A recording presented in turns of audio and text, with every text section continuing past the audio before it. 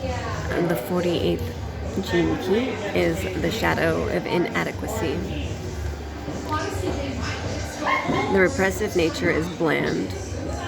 There are two types of people within the collective shadow frequency. Those who duck their heads and give in to the fears, repressive, and those who project their fears externally onto others, reactive. The repressive nature of the 48th shadow forms the collective blandness of the mass consciousness. These are the sheep whose fears are buried beneath the surface by whatever the system tells them. The majority of people on our planet fall into this category. This consciousness is too afraid to look into the fear within its body, so it settles into the fixed patterns given to it by society. Of course, life arranges events in all people's lives that force them to face their fears. However, unless such events precipitate a major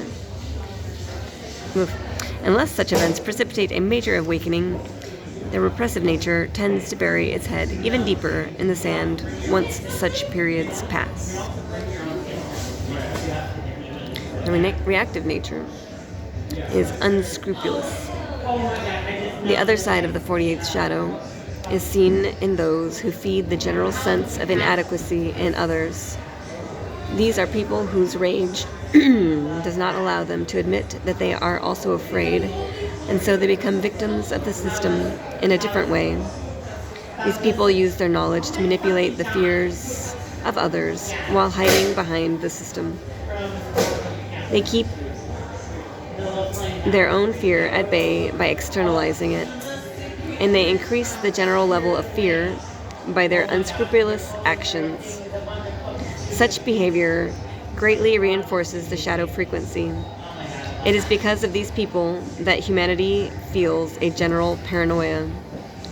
We know that there are people in positions of power throughout the system who do not care about others at all, but we cannot always see and identify them. This gives us the feeling that all of society is impersonal and beyond our control. That's it.